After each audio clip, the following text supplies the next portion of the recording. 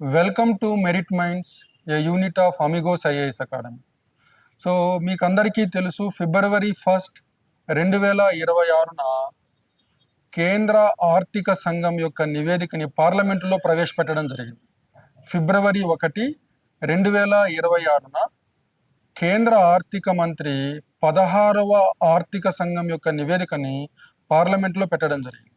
So ఈ నివేదిక మనకు 5 సంవత్సరాల పాటు అమల్లో ఉంటుందండి. 2026-27 నుంచి 2030-31 వరకు.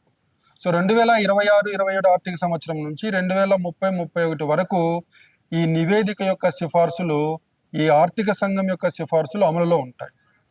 సో అందుకని మీకు ఈ ఫైనాన్స్ కమిషన్ రిపోర్ట్ అనేది చాలా ఇంపార్టెంట్ అండి. నెక్స్ట్ 5 ఇయర్స్ మీకు ఫైనాన్స్ కమిషన్ మీద ప్రిలిమ్స్లోను మెయిన్స్లోను క్వశ్చన్స్ మళ్ళీ అడిగే అవకాశం ఉంది. సో మీకు యూపీఎస్సి ప్రిలిమ్స్ ఎగ్జామ్లోను, యూపీఎస్సి మెయిన్స్ ఎగ్జామ్లోను, అలానే APPSC group 1 prelims, group 1 mains, అలానే APPSC group 2 prelims mains. So ఈ 3 రకాల ఎగ్జామ్స్లో రానున్న 5 సంవత్సరాల్లో ఈ నివేదిక మీద ప్రశ్నలు తరచుగా ప్రశ్నలు అడిగే అవకాశం చాలా ఎక్కువగా ఉంది. So that's why this report is very important. So చాలా జాగ్రత్తగా ఈ రిపోర్ట్ క్లాస్ని జాగ్రత్తగా వినండి, మీకు చాలా ఉపయోగపడుతుంది. తర్వాత మనకు ఫైనాన్స్ కమిషన్ ఆఫ్ ఇండియాకి సంబంధించిన భారత రాజ్యాంగంలోని ఆర్టికల్ 280, భారత రాజ్యాంగంలోని ఆర్టికల్ 280 అధికరణ 280 కేంద్ర ఆర్థిక సంఘం ఏర్పాటు గురించి తెలియజేస్తుంది. అయితే కేంద్ర ఆర్థిక సంఘం యొక్క బాధ్యతలేంటి? మనం దీన్ని బ్యాలెన్సింగ్ వీల్ అంటామండి. బ్యాలెన్సింగ్ వీల్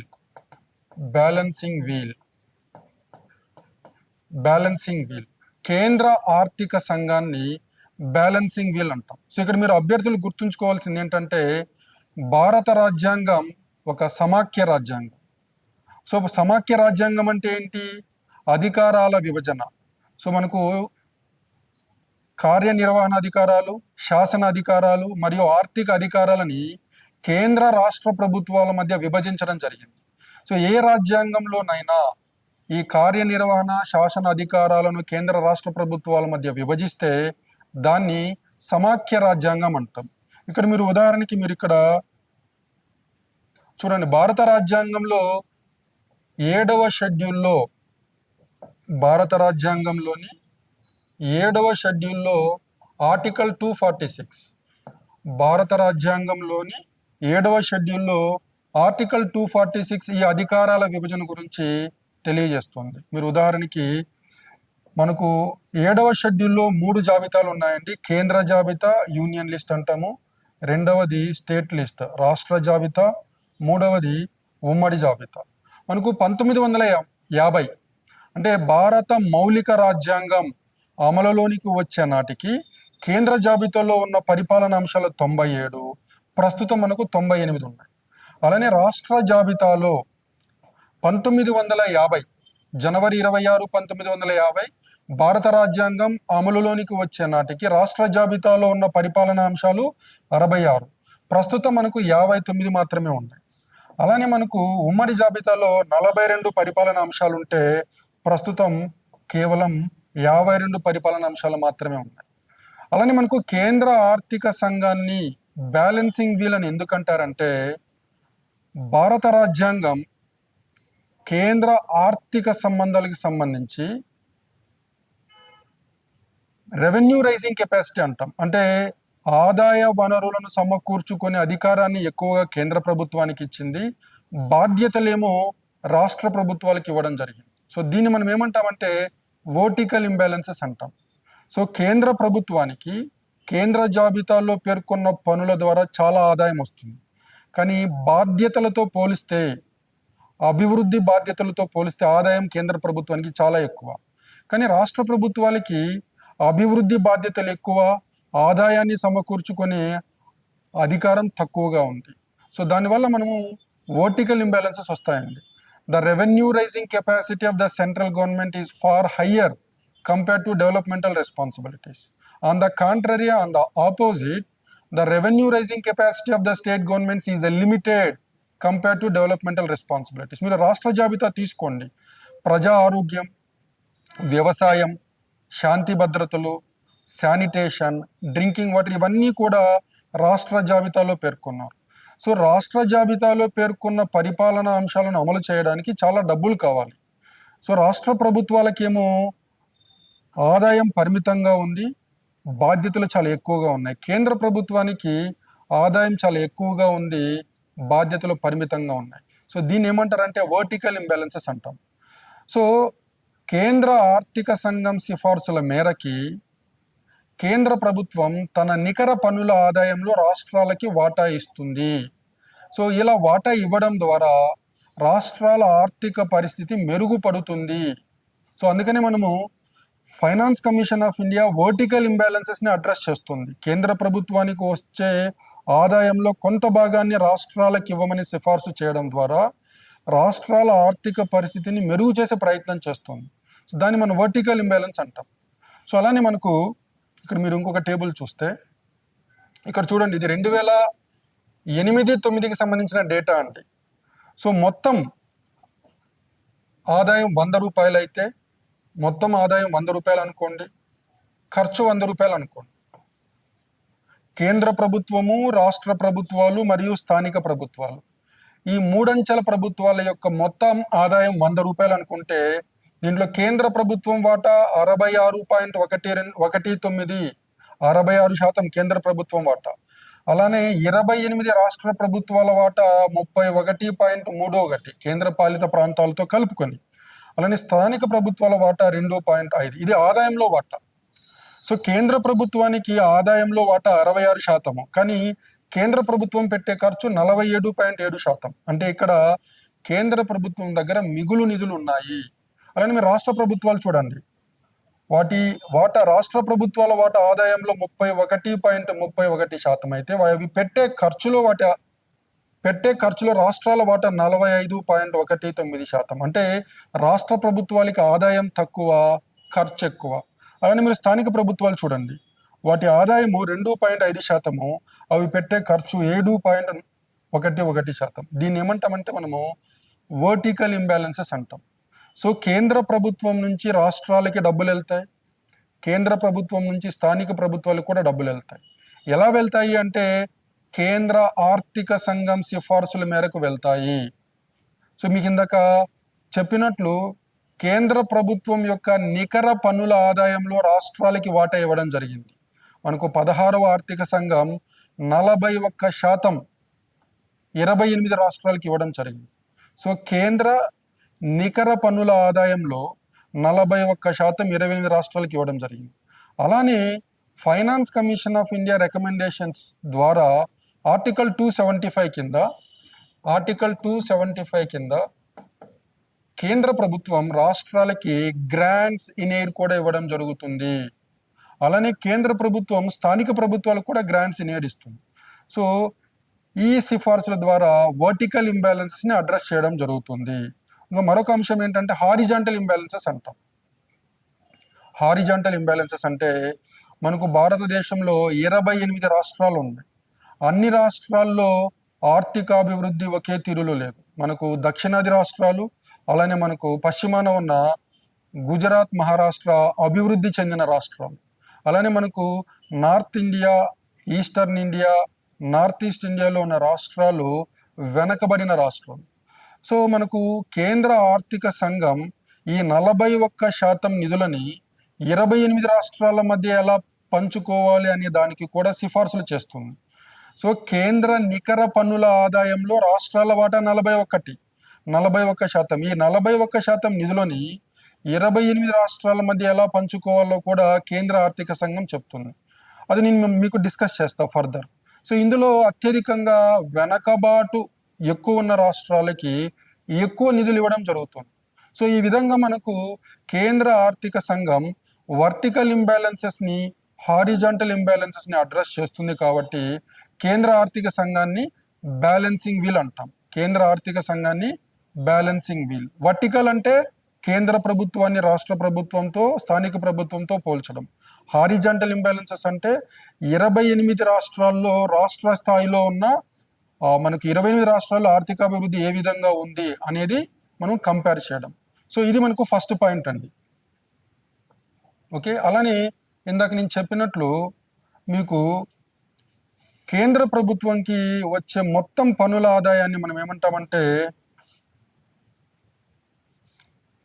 జీటీఆర్ అంటామండి, గ్రాస్ ట్యాక్స్ రెవెన్యూ అంటాం. కేంద్ర ప్రభుత్వానికి అన్ని రకాల పన్నుల ద్వారా వచ్చే ఆదాయాన్ని స్థూల పన్నుల ఆదాయం అంటాం. మనకు కేంద్ర జాబితాలో పేర్కొన్న ప్రత్యక్ష పన్నులు, పరోక్ష పన్నులు, అలానే మనకు ఆర్టికల్ 270లో సెస్ల గురించి ప్రస్తావన ఉందండి. ఆర్టికల్ 271లో సర్చార్జ్ గురించి ప్రస్తావన ఉంది. సో కేంద్ర ప్రభుత్వానికి పన్నుల ద్వారా వచ్చే ఆదాయం, సెస్ ద్వారా వచ్చే ఆదాయం, సర్చార్జ్ ద్వారా వచ్చే ఆదాయం, ఈ మొత్తం ఆదాయాన్ని కలిపి మనం ఏమంటామంటే గ్రాస్ ట్యాక్స్ రెవెన్యూ అంటాం, స్థూల పన్నుల ఆదాయం అంటాం. కానీ మనకు ఈ స్థూల పన్నుల ఆదాయంలో రాష్ట్రాలకు వాటా ఇవ్వట్లేదండి. మనము డివిజిబుల్ పూల్ అంటాం, divisible pool of taxes, divisible pool of taxes, లేదా దీనికి మరొక పేరు ఏంటంటే net proceeds of taxes, net proceeds of taxes, net proceeds of taxes. అంటే కేంద్ర ప్రభుత్వం యొక్క నికర పన్నుల ఆదాయం, కేంద్ర ప్రభుత్వం యొక్క నికర పన్నుల ఆదాయంలో రాష్ట్రాలకి ఎంత వాటా ఇస్తున్నామంటే ప్రస్తుతం 41%. అయితే మీకు ఈ నికర పన్నుల ఆదాయం రావాలి అంటే మనకు గ్రాస్ ట్యాక్స్ రెవెన్యూలో నుంచి సెస్లు తీసేయాలి, సర్చార్జ్ తీసేయాలి, అలానే కేంద్ర పాలిత ప్రాంతాల్లో వస్తున్న పన్నుల ఆదాయాన్ని తీసేయాలి, అలానే ఈ పన్నులను వసూలు చేయడానికి అయ్యే ఖర్చును కూడా తీసేయాలి. ఇవన్నీ తీసేస్తే మనకు వచ్చేదే నికర పన్నుల ఆదాయం, నికర పన్నుల ఆదాయం. సో కేంద్ర ప్రభుత్వం యొక్క నికర పన్నుల ఆదాయంలో రాష్ట్రాలకి 41% వాటా ఇస్తున్నాం.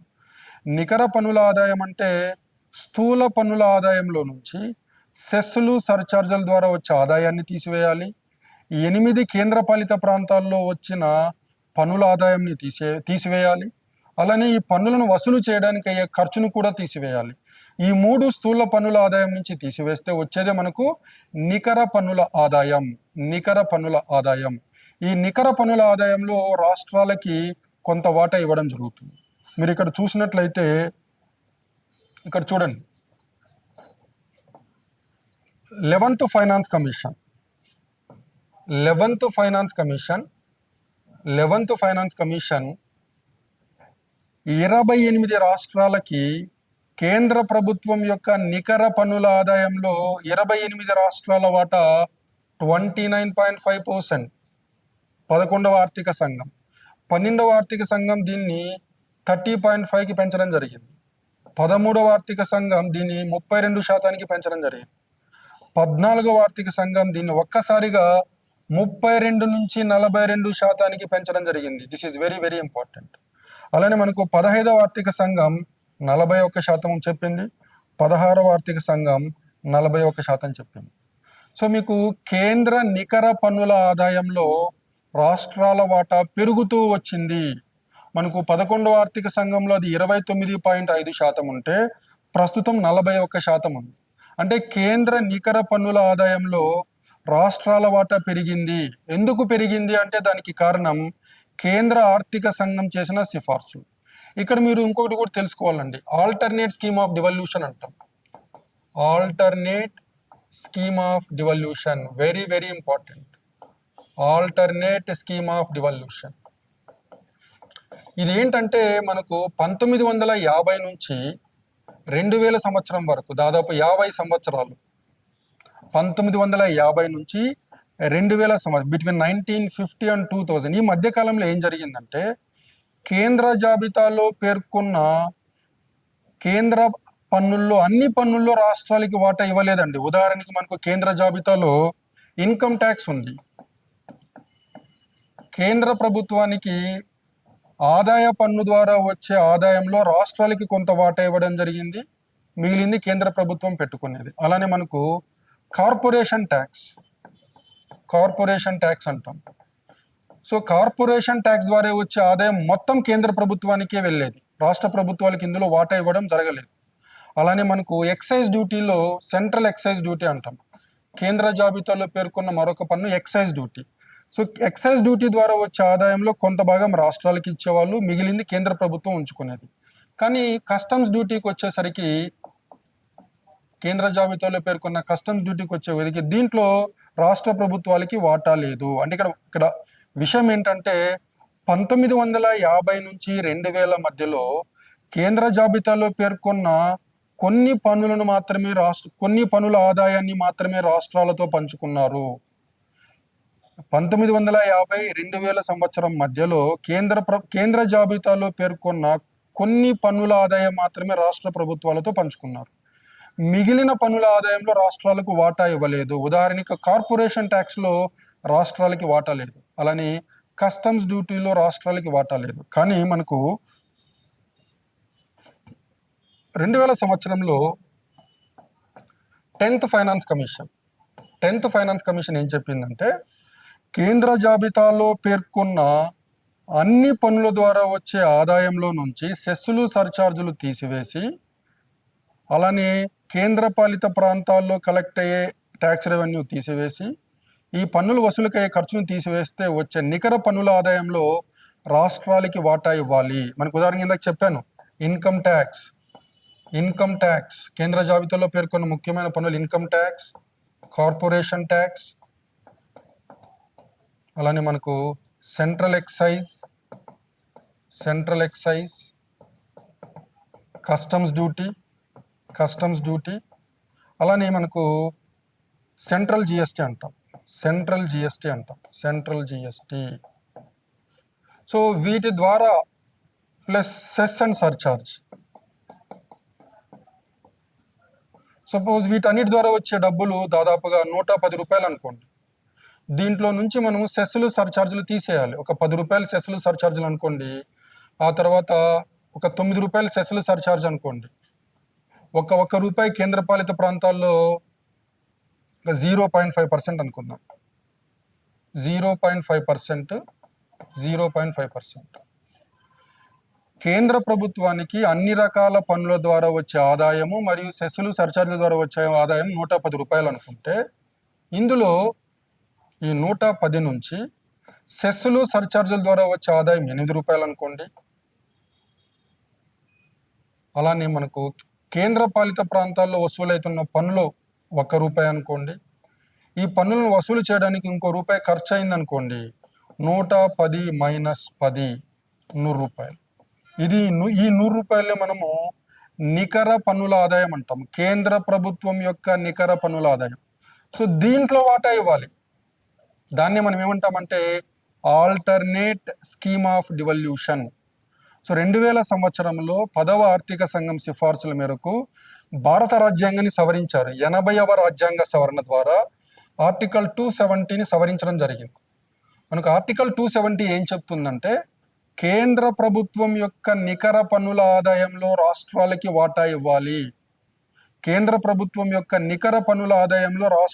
వాటా ఇవ్వాలి. అని చెప్పేది ఆర్టికల్ 270. సో ఈ ఆర్టికల్స్ 270లో ఈ మార్పును తీసుకొచ్చింది 80వ రాజ్యాంగ సవరణ. ఈ సిఫార్సు చేసింది 10వ ఆర్థిక సంఘం. సో అందుకని మనకు 10వ ఆర్థిక సంఘం చేసిన సిఫార్సుల మేరకు ప్రస్తుతం మనము 2000 సంవత్సరం నుంచి ఆల్టర్నేట్ స్కీమ్ ఆఫ్ డివల్యూషన్ని ఫాలో అవుతున్నాం. ఇదేం చెప్తుందంటే, కేంద్ర ప్రభుత్వం యొక్క నికర పన్నుల ఆదాయంలో, అంటే అన్ని పన్నులు, కేంద్ర ప్రభుత్వం యొక్క అన్ని పన్నుల నికర ఆదాయంలో రాష్ట్రాలకు వాటా ఇవ్వాలి. అది మనకి 29.5% నుంచి 41% పెరిగింది. ఇక్కడ మీకు డౌట్ రావచ్చండి, 14 నుంచి 15కి 42 నుంచి 41% ఎందుకు తగ్గింది? సో 42%, 41% ఎందుకు అయిందంటే, మనకు 2019లో జమ్మూ అండ్ కాశ్మీర్ అనే రాష్ట్రాన్ని 2 కేంద్రపాలిత ప్రాంతాలుగా చేయడం జరిగింది. సో జమ్మూ అండ్ కాశ్మీర్ అనే ఒక కేంద్రపాలిత ప్రాంతం, లడాక్ అనే ఒక కేంద్రపాలిత ప్రాంతం. సో ఈ జమ్మూ అండ్ కాశ్మీర్కి 1% నిధులను ఇవ్వడం జరిగింది. అందుకని 42 - 1 41. సో ఇదండి.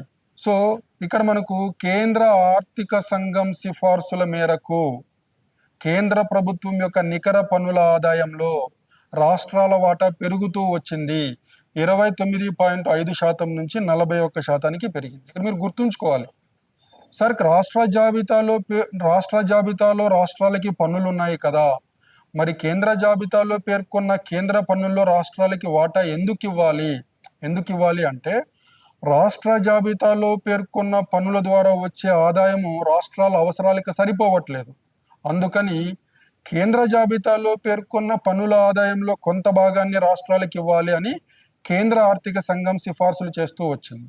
అయితే మనకు 2000 సంవత్సరంలో ఒక ముఖ్యమైన మార్పు ఏంటంటే అన్ని రకాల పన్నుల నుంచి కొంత భాగాన్ని రాష్ట్రాలకు ఇవ్వాలి అని 10వ ఆర్థిక సంఘం సిఫార్సు చేయడం జరిగింది.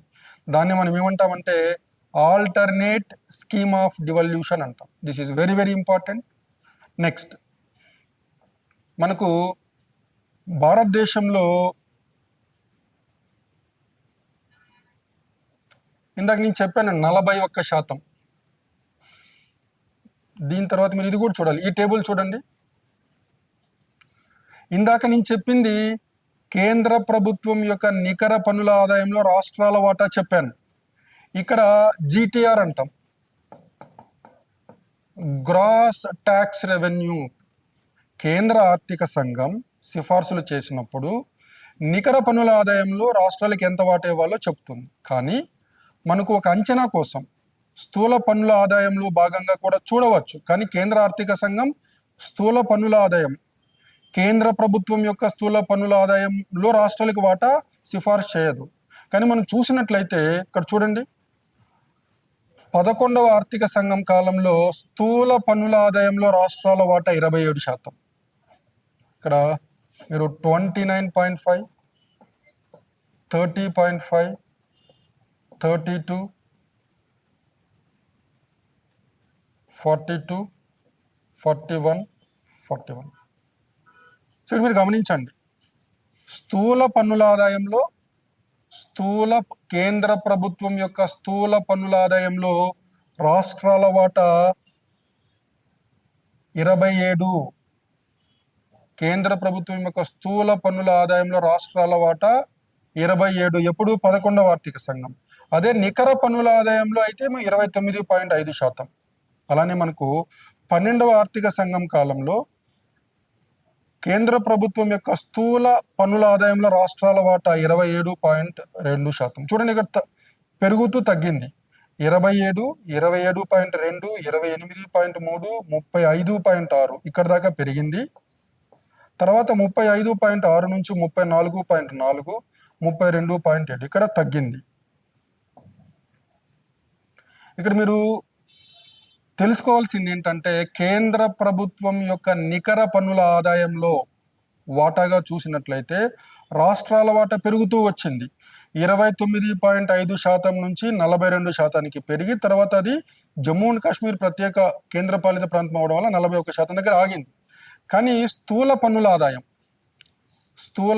ఆదాయంలో భాగంగా చూస్తే మనకు రాష్ట్ర ప్రభుత్వాల వాటా 28 రాష్ట్ర ప్రభుత్వాల వాటా స్థూల పన్నుల ఆదాయంలో వాటాగా చూస్తే 27% నుంచి 35.6%కి పెరిగి తర్వాత తగ్గింది. సో 11వ ఆర్థిక సంఘం 27%, 12 27.2, 11th 13 28.3, 14 35.6, 15 34.4, 32.7.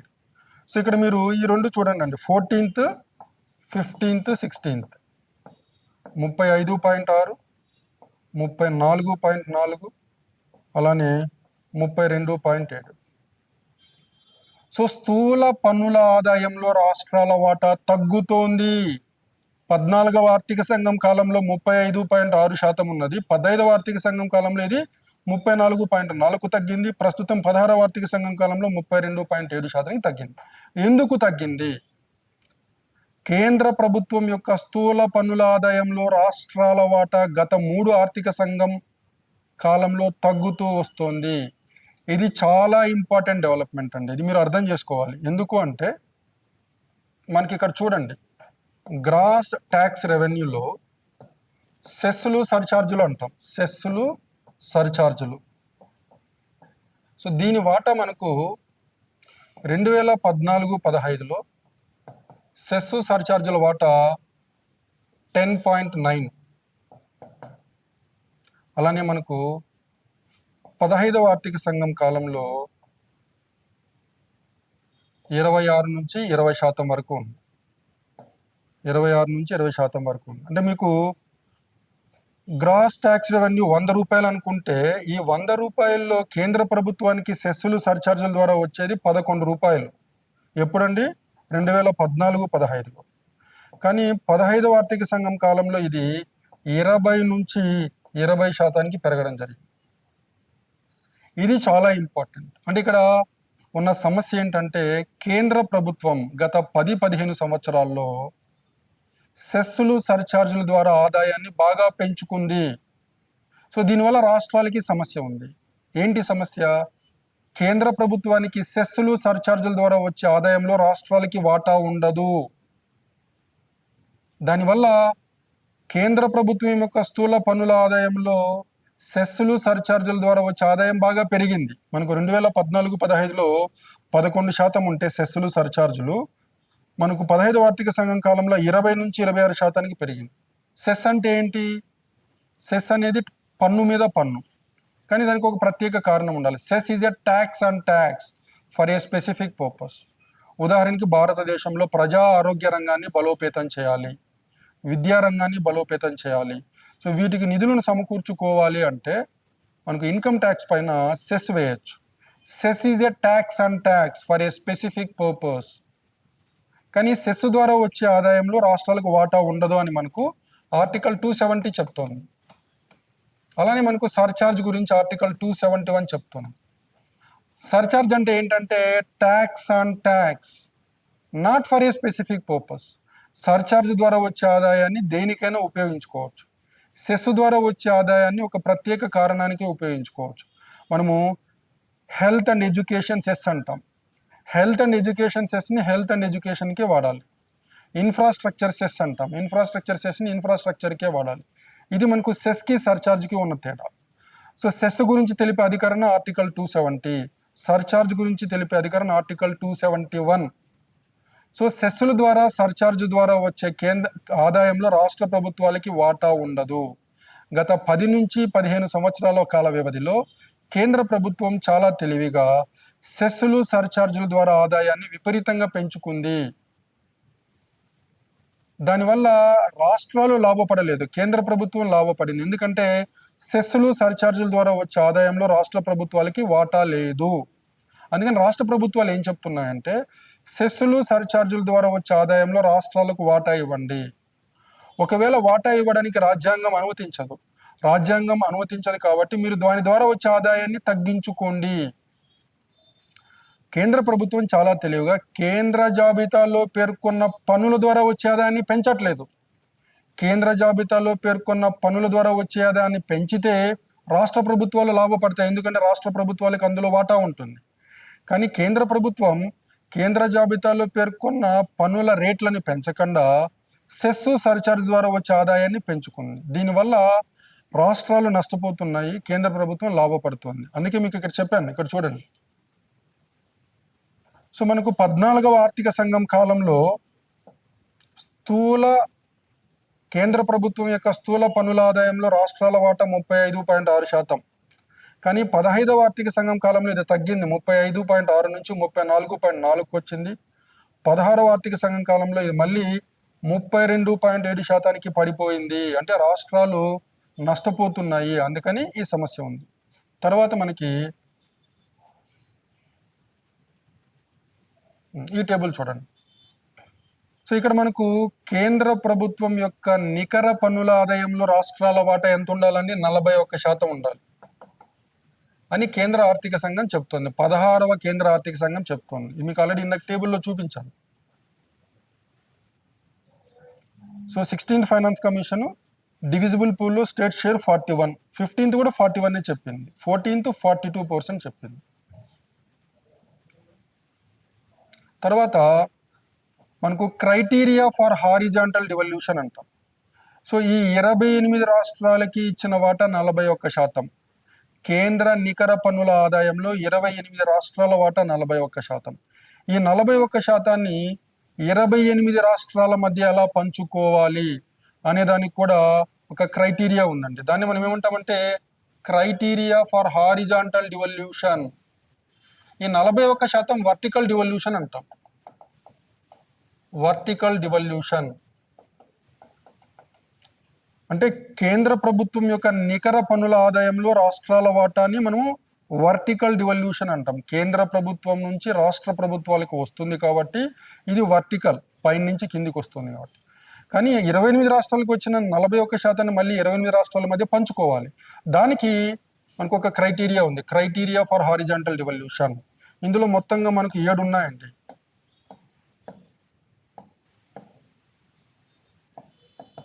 ఓకే, సో ఈ టేబుల్ చాలా చాలా important, it's very important. So దేనికి ఎంత వెయిటేజ్ ఉంది? ఉదాహరణకి మీరు పాపులేషన్ ఇన్కమ్ డిస్టెన్స్ తీసుకోండి.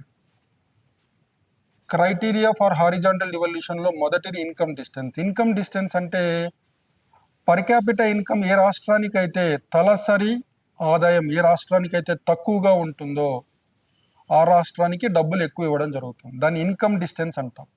సో 28 రాష్ట్రాల తలసరి ఆదాయాన్ని క్యాలిక్యులేట్ చేసి తలసరి ఆదాయం ఎక్కువగా ఉన్న రాష్ట్రం నుంచి ఏ రాష్ట్రం అయితే చాలా దూరంగా ఉందో, తలసరి ఆదాయం తక్కువగా ఉందో ఆ రాష్ట్రానికి ఎక్కువ డబ్బులు ఇస్తారు. ఇంకా మరొక రకంగా చెప్పాలి అంటే పేదరికం ఎక్కువగా ఉన్న రాష్ట్రాలకి ఎక్కువ డబ్బులు ఇస్తారు. సో ఇక్కడ మనకు ఇన్కమ్ డిస్టెన్స్ అనే క్రైటీరియాకి మనకు 15వ ఆర్థిక సంఘం 15th ఫైనాన్స్ కమిషన్ ఈ 2021-22 మధ్యలో ఇన్కమ్ డిస్టెన్స్కి ఇచ్చిన weightage 45%. 15th finance commission has given a weightage of 45%.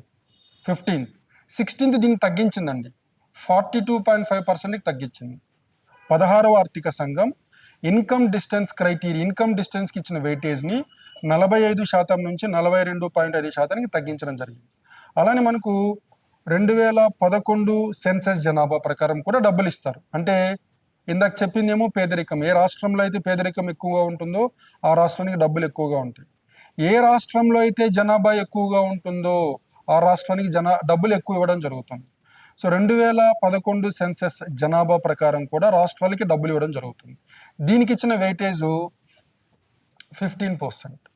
So 2011 census పాపులేషన్కి 15వ ఆర్థిక సంఘం ఇచ్చిన వెయిటేజ్ 15%. కానీ 16వ ఆర్థిక సంఘం దీన్ని పెంచింది 15 to 17.5%. ఈ మార్పులు చాలా ఇంపార్టెంట్ అండి. UPSC, APPSC group 1, APPSC group 2 వీటిలో ఏ ఎగ్జామ్లోనైనా ఇవి అడగడానికి అవకాశం చాలా ఎక్కువగా ఉంది. అలానే మనకు మూడవది డెమోగ్రాఫిక్ పర్ఫార్మెన్స్ అంటాం. గత 40-50 సంవత్సరాల్లో ఏ రాష్ట్ర ప్రభుత్వాలు అయితే జనాభాను నియంత్రించాయో అలాంటి రాష్ట్ర ప్రభుత్వాలకి డబ్బులు ఎక్కువగా ఇవ్వడం జరుగుతుంది. సో దీన్ని ఏమంటారంటే డెమోగ్రాఫిక్ పర్ఫార్మెన్స్ అంటారు. సో దీనికి ఉన్న వెయిటేజ్ 12.5. 15th ఫైనాన్స్ కమిషన్ దీనికి 12.5% వెయిటేజ్ ఇస్తే 16th ఫైనాన్స్ కమిషన్ దీన్ని 10%కి తగ్గించింది. డెమోగ్రాఫిక్ పర్ఫార్మెన్స్ వెయిటేజ్ 15th అయితే ఏమో 12.5, 16th దాన్ని 10%కి చేసింది, అంటే తగ్గించింది. అలానే మనకు ఏరియా అంటాం. సో అవసరాలు మనకు విస్తీర్ణం ప్రకారం ఉంటాయి. రాజస్థాన్ లాంటి రాష్ట్రం విస్తీర్ణం ఎక్కువ, ఆ విస్తీర్ణంలో రోడ్లు డెవలప్ చేయాలంటే ఖర్చు ఎక్కువ అవుతుంది. ఏదైనా ఒక రాష్ట్రానికి విస్తీర్ణం ఎక్కువ ఉంటే డబ్బులు కూడా ఎక్కువ వస్తాయి అన్నమాట. సో దానికి ఉన్న weightage 15th finance commission 15% weightage ఇస్తే 16th ఫైనాన్స్ కమిషన్ దాన్ని 10%కి తగ్గించడం జరిగింది. అలానే మనకు ఫారెస్ట్, అడవుల విస్తీర్ణం. సో అడవుల విస్తీర్ణంకు ఉన్న వెయిటేజ్ 10%. 15th 10% ఇచ్చింది, 16th 10% ఇచ్చింది. ఇది కామన్ అండి, సిమిలారిటీ. అలానే మనకు ట్యాక్స్ అండ్ ఫిస్కల్ ఎఫర్ట్ అంటాం. ఏదైనా ఒక రాష్ట్రం తన యొక్క పన్నుల ఆదాయాన్ని సమర్థవంతంగా పెంచుకున్నట్లయితే దాని ప్రకారము డబ్బులు ఇస్తారు. సో పన్నుల పనితీరు బాగా ఉంటే డబ్బులు ఎక్కువ వస్తాయి, పన్నుల పనితీరు తక్కువగా ఉంటే డబ్బులు తక్కువగా వస్తాయి. దీనికి ట్యాక్స్ అండ్ ఫిస్కల్ ఎఫర్ట్ అంటాం. దీనికి 15th ఫైనాన్స్ కమిషన్ 2.5% వెయిటేజ్ ఇచ్చింది. 16th ఫైనాన్స్ కమిషన్ దీన్ని తీసేసింది. ఇది కూడా చాలా important, very very important. tax and fiscal effort is one of the criteria under the 15th Finance Commission. But the 16th Finance Commission has a discontinued this criteria, tax and fiscal effort. మనకి చివరిగా contribution to GDP, ఈ క్రైటీరియాని 16వ ఆర్థిక సంఘం కొత్తగా తీసుకురావడం జరిగింది. Contribution to GDP, మనకు GDP అంటే gross domestic product, the final value of all the goods and services produced with in the country. So ఒక దేశంలో ఒక ఆర్థిక సంవత్సరంలో మనము ఉత్పత్తి చేసిన వస్తు సేవల యొక్క అంతిమ విలువనే మనం జీడిపి అంటాం. సో మనకు భారతదేశంలో 28 రాష్ట్రాలు ఉన్నాయి. ఏ రాష్ట్రాలు అయితే జీడిపికి ఎక్కువగా కాంట్రిబ్యూట్ చేస్తున్నాయో వాటికి ఎక్కువ డబ్బులు ఇస్తారు. సో ఇది కొత్త క్రైటీరియా అండి. కాంట్రిబ్యూషన్ టు జీడిపి అనేది 15th ఫైనాన్స్ కమిషన్ టైంలో లేదు, 16th ఫైనాన్స్ కమిషన్లో తీసుకొచ్చారు. దానికి ఇచ్చిన weightage 10%. Very important. Tax and physical effort 15th finance కమిషన్లో 2.5% వెయిటేజ్, 16th ఫైనాన్స్ కమిషన్లో లేదు. Contribution to GDP 15th finance కమిషన్లో లేదు, 16th ఫైనాన్స్ కమిషన్లో తీసుకొచ్చారు. దానికి ఉన్న వెయిటేజ్ 10%. అలానే మనకి ఇక్కడ ఇన్కమ్ డిస్టెన్స్ తగ్గిందండి, 45 నుంచి 42.5. పాపులేషన్ సెన్సస్ 2011కి వెయిటేజ్ పెంచారు, 15 to 17.5. డెమోగ్రాఫిక్ పర్ఫార్మెన్స్కి వెయిటేజ్ తగ్గించారు, 12.5 to 10. ఏరియాకు కూడా వెయిటేజ్ తగ్గించారు, 15 to 10%. ఇవి ముఖ్యమైన మార్పులండి. 15వ ఆర్థిక సంఘాన్ని 16వ ఆర్థిక సంఘాన్ని మనం కంపేర్ చేస్తే these are the big changes. Very very important. అలానే ఇక్కడ మనకు కాన్సెప్ట్ ఉందండి, ఇది కూడా మీరు తెలుసుకోవాలి. ఈక్విటీ అండ్ ఎఫిషియన్సీ అని. ఈక్విటీ వర్సెస్ ఎఫిషియన్సీ అంటే మీరు ఇక్కడ మీకు ఇన్కమ్ డిస్టెన్స్, పాపులేషన్, ఏరియా ఇవన్నీ కలిపి దాదాపుగా 70% వెయిటేజ్ ఉంది, 70 నుంచి 80%. దీనికేమో అరౌండ్ 10 to 20% వెయిటేజ్ ఉంది. అంటే అభివృద్ధి చెందిన రాష్ట్రాలు ఏమని అడుగుతున్నాయంటే మీరు ఆర్థిక పనితీరుని ఆధారంగా తీసుకొని డబ్బులు ఇవ్వండి. కానీ వెనుకబడిన రాష్ట్రాలు ఏం చెప్తున్నాయి అంటే జనాభా ఎక్కువగా ఉంటే ఎక్కువ డబ్బులు ఇవ్వండి, పేదరికం ఎక్కువగా ఉంటే ఎక్కువ డబ్బులు ఇవ్వండి, విస్తీర్ణం ఎక్కువగా ఉంటే ఎక్కువ డబ్బులు ఇవ్వండి. సో మనకు అభివృద్ధి చెందిన రాష్ట్రాలకి అభివృద్ధి చెందని రాష్ట్రాలకి మధ్య ఇది ఒక పెద్ద ఫైట్ అండి.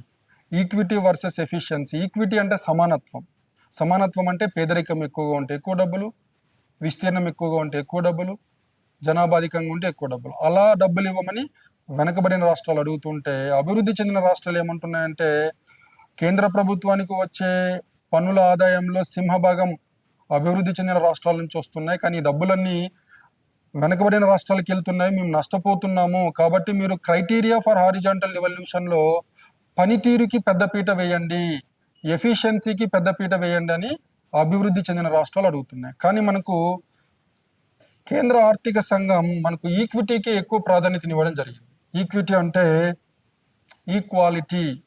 భారతదేశంలో 28 రాష్ట్రాలు ఉంటే కొన్ని రాష్ట్రాలు అభివృద్ధి చెందిన రాష్ట్రాలు, చాలా రాష్ట్రాలు వెనుకబడిన రాష్ట్రాలు.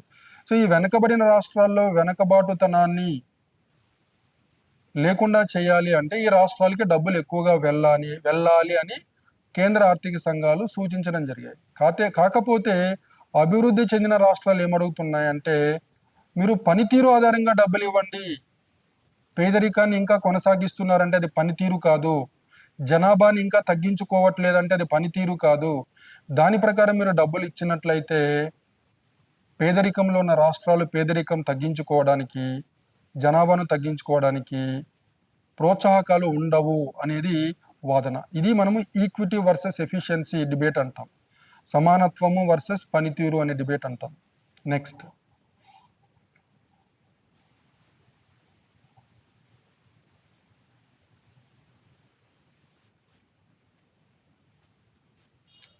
సో ఇందాక మనకు వర్టికల్ డివల్యూషన్ అంటాం. వర్టికల్ డివల్యూషన్ అంటే కేంద్ర ప్రభుత్వం యొక్క నికర పన్నుల ఆదాయంలో రాష్ట్రాల వాటాని మనం వర్టికల్ డివల్యూషన్ అంటాం. అది ఎంతగా చెప్పిందండి 16వ ఆర్థిక సంఘం 41% అని చెప్పింది. సో ఇది మీరు గుర్తుంచుకోవాలి. తర్వాత ఇది చాలా ఇంపార్టెంట్ అండి, రెవెన్యూ డెఫిసిట్ గ్రాంట్స్, అలానే సెక్టార్ స్పెసిఫిక్ గ్రాంట్స్, అలానే స్టేట్ స్పెసిఫిక్ గ్రాంట్స్. మనకు 15వ ఆర్థిక సంఘం 16వ ఆర్థిక సంఘానికి మధ్య ఒక ముఖ్యమైన తేడా ఏంటంటే 15వ ఆర్థిక సంఘం రెవెన్యూ డెఫిసిట్ గ్రాంట్స్ని రికమెండ్ చేసింది, సిఫారసు చేసింది. సెక్టార్ స్పెసిఫిక్ గ్రాంట్స్ని కూడా సిఫారసు చేసింది. అలానే స్టేట్ స్పెసిఫిక్ గ్రాంట్స్ని కూడా సిఫారసు చేసింది. రెవెన్యూ డెఫిసిట్ గ్రాంట్స్ అంటే మీకు చెప్పాను. రెవెన్యూ డెఫిసిట్ అంటే ఏంటి? సో నిన్న ఆంధ్రప్రదేశ్ బడ్జెట్ క్లాస్లో చెప్పాను. మనకు బడ్జెట్లో రెవెన్యూ అకౌంట్, క్యాపిటల్ అకౌంట్ అని ఉంటుంది. రెవెన్యూ అకౌంట్లో రెవెన్యూ రిసీట్స్ ఉంటాయి, రెవెన్యూ ఎక్స్పెండిచర్ ఉంటుంది. So revenue expenditure revenue receipts కన్నా ఎక్కువగా ఉంటే దాన్ని మనము రెవెన్యూ డెఫిసిట్ అంటాం. సో రెవెన్యూ డెఫిసిట్ని సాధారణంగా కేంద్ర ప్రభుత్వము రాష్ట్ర ప్రభుత్వాల యొక్క రెవెన్యూ డెఫిసిట్ని పూడ్చడం జరుగుతుంది. దానికి కేంద్ర ఆర్థిక సంఘం సిఫారసు చేయాలి. కానీ 16వ ఆర్థిక సంఘం రెవెన్యూ డెఫిసిట్ గ్రాంట్స్ని రికమెండ్ చేయలేదు. ఎందుకు చేయలేదు అంటే భారతదేశంలో అన్ని రాష్ట్రాల్లో ఆర్థిక క్రమశిక్షణ పాటించడం లేదు, ఉచిత పథకాలు ఎక్కువ అవుతున్నాయి, ఆదాయాన్ని పెంచుకోకుండా ఖర్చుని పెంచుకుంటున్నారు. సో దీనివల్ల భవిష్యత్తులో ప్రమాదం ఉంది. మేము రెవెన్యూ డెఫిసిట్ గ్రాంట్స్ ఇస్తే మీరు రెవెన్యూ ఎక్స్పెండిచర్ని తగ్గించుకోరు, కేంద్ర ప్రభుత్వం ఇస్తోంది కాబట్టి రెవెన్యూ ఎక్స్పెండిచర్ని తగ్గించుకోకుండా ఉండే ప్రమాదం ఉంది కాబట్టి మేము మీకు రెవెన్యూ డెఫిసిట్ గ్రాంట్స్ ఇవ్వమని చెప్పింది. So 16th finance commission rejected giving revenue deficit grants. అలానే మనకు సెక్టార్ స్పెసిఫిక్ గ్రాంట్స్ అంటాం. ఉదాహరణకి మనకు ప్రజా ఆరోగ్య రంగాన్ని బలోపేతం చేయాలన్నా, విద్యా రంగాన్ని బలోపేతం చేయాలన్నా, అలానే మనకు వ్యవసాయ రంగాన్ని బలోపేతం చేయాలన్నా కూడా కేంద్ర ఆర్థిక సంఘం గ్రాంట్స్ని రికమెండ్ చేయొచ్చు. వాటిని సెక్టార్ స్పెసిఫిక్ గ్రాంట్స్ అంటారు. అలానే కొన్ని రాష్ట్రాల్లో ఉన్న వెనకబాటుతనాన్ని తగ్గించడానికి కూడా గ్రాంట్స్ రికమెండ్ చేయొచ్చు. వాటిని స్టేట్ స్పెసిఫిక్ గ్రాంట్స్ అంటారు. సో 15వ ఆర్థిక సంఘం సెక్టార్ స్పెసిఫిక్ గ్రాంట్స్ ఇచ్చింది, స్టేట్ స్పెసిఫిక్ గ్రాంట్స్ ఇచ్చింది. 16వ ఆర్థిక సంఘం sector specific grants, state specific grants ఇవ్వడానికి నిరాకరించింది. దీనికి 16వ ఆర్థిక సంఘం చెప్పిన కారణం ఏంటంటే కేంద్ర ప్రభుత్వం యొక్క నికర పన్నుల ఆదాయంలో రాష్ట్రాల వాటా బాగా పెరిగింది కాబట్టి రాష్ట్ర ప్రభుత్వాలే ఈ సెక్టార్ మరియు స్టేట్ స్పెసిఫిక్ గ్రాంట్స్ని ఇచ్చుకోవాలి, కేంద్ర ప్రభుత్వం నుంచి ఆశించకూడదు. అలానే ఇంకొక రెండవ కారణం ఏంటంటే sector specific grants, state specific grants అనేవి అప్పుడప్పుడు ఇచ్చేవాళ్ళు. గతంలో కేంద్ర ఆర్థిక సంఘాలన్నీ కూడా వీటిని రికమెండ్ చేయలేదు. కొన్ని చేశాయి, కొన్ని చేయలేదు. సో ఇవి ప్రతిసారి ఇవ్వాల్సిన అవసరం లేదు కాబట్టి కేంద్ర నికర పన్నుల ఆదాయంలో రాష్ట్రాల వాటా పెరిగింది కాబట్టి మేము ఇవ్వాల్సిన అవసరం లేదని భావిస్తున్నామని ఇవ్వలేదు. So this is a very important recommendation. మీకు ఎగ్జామ్లో 15వ ఆర్థిక సంఘాన్ని 16వ ఆర్థిక సంఘాన్ని కంపేర్ చేస్తూ క్వశ్చన్లు అడిగితే ఇది రావడానికి అవకాశం చాలా ఎక్కువగా ఉంది. 15th finance commission recommended revenue deficit grants, sector specific grants, state specific grants. 16th finance commission rejected giving revenue deficit grants, sector specific grants, state specific grants. ఇది ఒక ముఖ్యమైన తేడా అండి. నెక్స్ట్ మనకు grants for rural local bodies.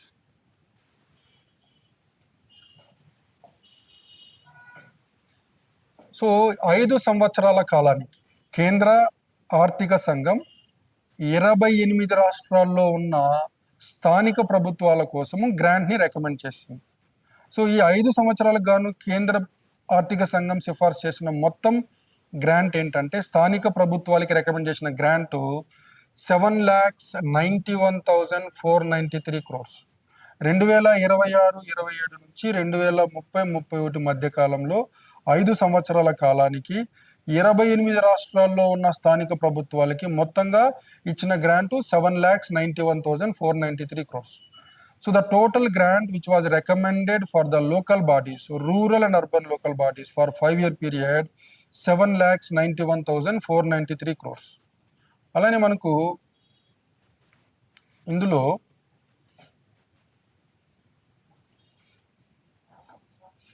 గ్రామీణ స్థానిక ప్రభుత్వాలు, పట్టణ స్థానిక ప్రభుత్వాలకి డబ్బులు ఇచ్చేటప్పుడు 90% వెయిటేజ్ పాపులేషన్కి, 10% వెయిటేజ్ ఇక్కడ చూడండి పాపులేషన్ ఏరియా.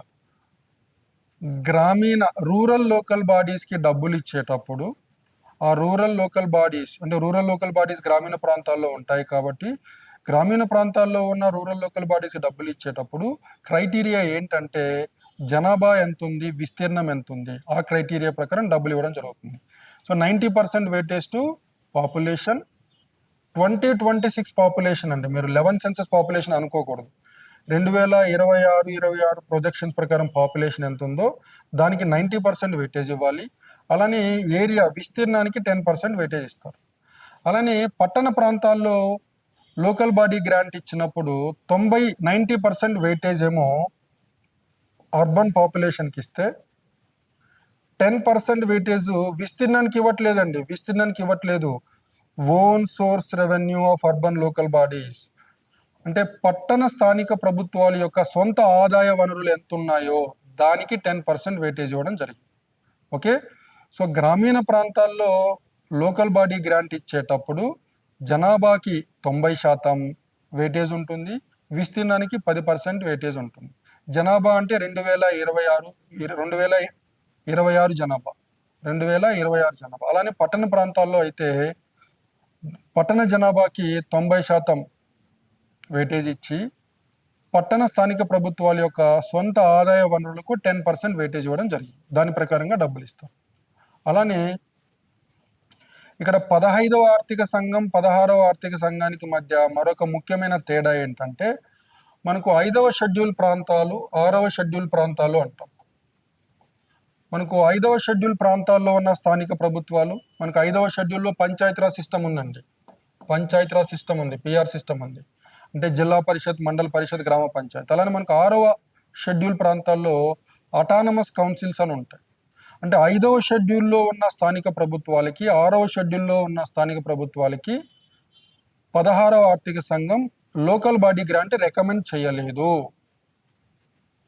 అయితే 16వ ఆర్థిక సంఘం ఏం చెప్పిందంటే 5వ షెడ్యూల్ ప్రాంతాల్లో 6వ షెడ్యూల్ ప్రాంతాల్లో ఉన్న స్థానిక ప్రభుత్వాలకి కావాల్సిన గ్రాంట్స్ని రాష్ట్ర ప్రభుత్వాలే ఇవ్వాలి. సో అది కూడా ఒక ముఖ్యమైన రికమెండేషన్. నెక్స్ట్,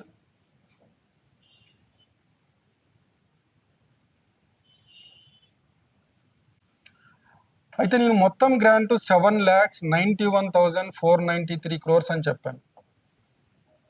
లోకల్ బాడీస్కి ఇచ్చిన మొత్తం గ్రాంట్ ఇది. ఇందులో గ్రామీణ ప్రాంతాలకి ఎంత వెళ్ళాలి, పట్టణ ప్రాంతాలకి ఎంత వెళ్ళాలి అనేది మనం తెలుసుకోవాలి. సో మనకు 2011 సెన్సస్ ప్రకారము పట్టణ జనాభా 30%. కానీ ఇప్పుడు మనం 2026లో ఉన్నాం.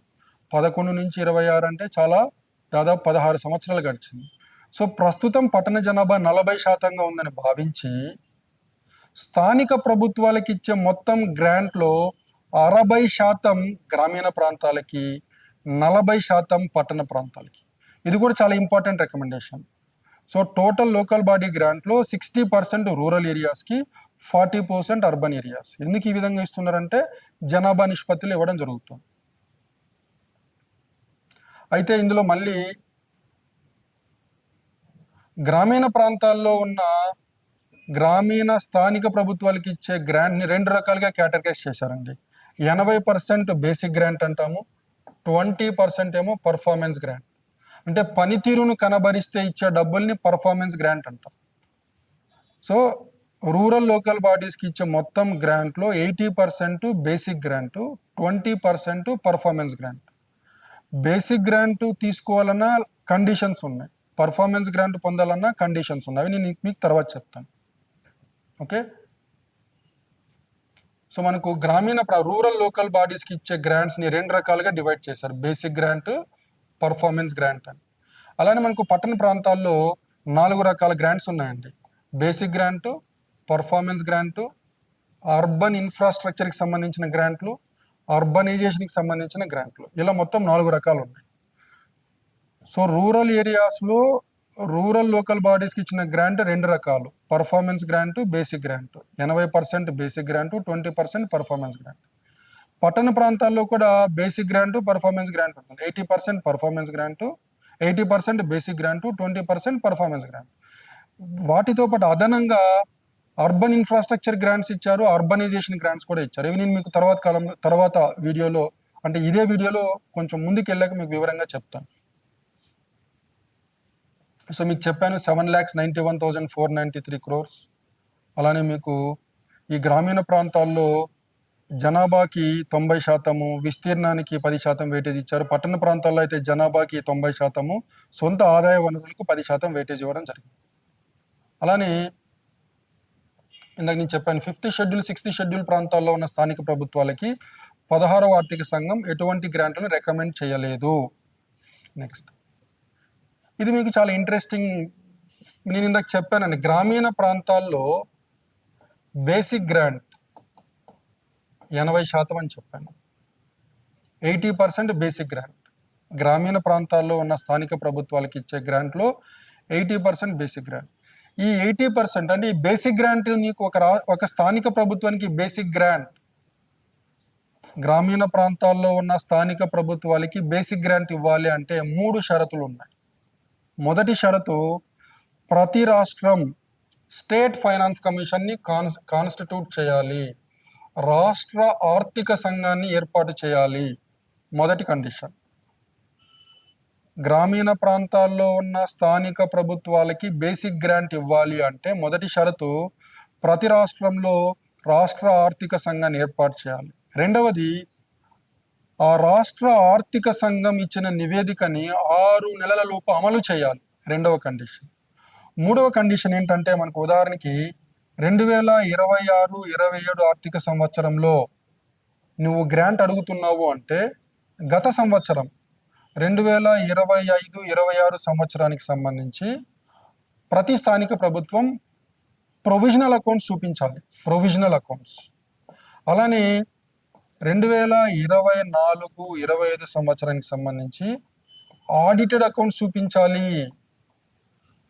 ఆడిట్ అకౌంట్స్ చూపించాలి. సో 2026-27లో నీకు గ్రాంట్ అడిగితే గత సంవత్సరంలో ప్రొవిజనల్ అకౌంట్స్, గత సంవత్సరానికన్నా ఉన్న ముందు సంవత్సరంలో ఆడిటెడ్ అకౌంట్స్, ఆడిటెడ్ అంటే వెరిఫైడ్ అకౌంట్స్ని మీరు అందుబాటులో ఉంచాలి. ఇది మూడో కండిషన్. ఈ 3 కండిషన్స్ ఫుల్ఫిల్ చేస్తేనే బేసిక్ గ్రాంట్ ఇవ్వడం జరుగుతుంది. సో దీన్ని ఏమంటారంటే T1, దీన్ని T ఇయర్ అంటారు, దీన్ని T1 అంటారు, దీన్ని T2 అంటారు. రిపోర్ట్లో ఇలా చెప్పడం జరిగింది. T అంటే ఏ ఆర్థిక సంవత్సరంలో నువ్వు గ్రాంట్ అయితే అడుగుతున్నావో దాన్ని T అంటారు, దానికన్నా ముందు సంవత్సరాన్ని T1 అంటారు, ముందు సంవత్సరాన్ని T2 అంటారు. సో గ్రామీణ ప్రాంతాల్లో లేదా పట్టణ ప్రాంతాల్లో బేసిక్ గ్రాంట్ ఏదైనా ఒక స్థానిక ప్రభుత్వం, పట్టణ స్థానిక ప్రభుత్వం కావచ్చు, గ్రామీణ ప్రాంతాల్లో ఉన్న స్థానిక ప్రభుత్వం కావచ్చు, బేసిక్ గ్రాంట్ పొందడానికి అర్హత పొందాలి అంటే 3 షరతులు ఉన్నాయి. మొదటిది, రాష్ట్ర స్థాయిలో రాష్ట్ర ఆర్థిక సంఘాన్ని ఏర్పాటు చేయాలి, రాష్ట్ర ఆర్థిక సంఘం ఇచ్చిన నివేదికను 6 నెలల లోపు అమలు చేయాలి. మూడవది, గత సంవత్సరంలో ప్రొవిజనల్ అకౌంట్స్ చూపించాలి, గత సంవత్సరానికన్నా ముందు సంవత్సరంలో ఆడిటెడ్ అకౌంట్స్, వెరిఫైడ్ అకౌంట్స్ కూడా చూపించాలి. సో అది మనకు ఇక్కడ నెక్స్ట్.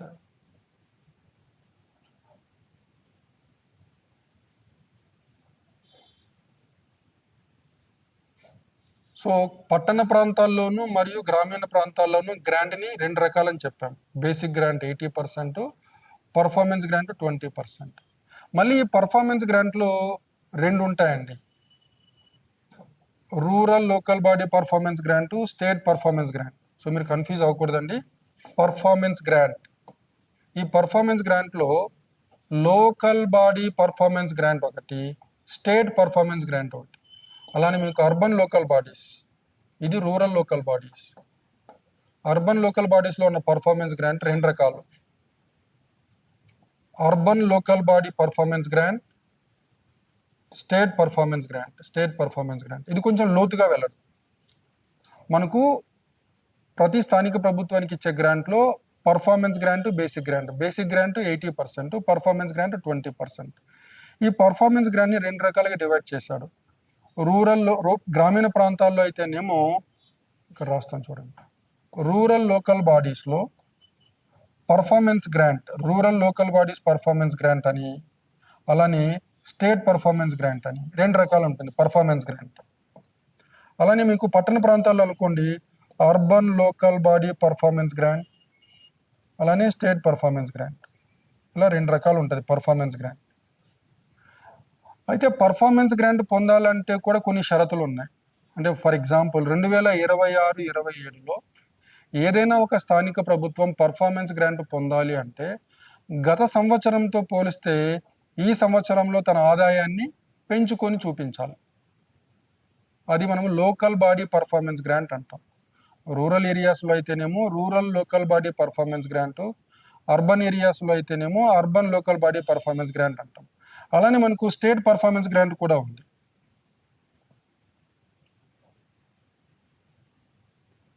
సో నేను గత సంవత్సరంతో పోలిస్తే T1 అంటే గత సంవత్సరంతో పోలిస్తే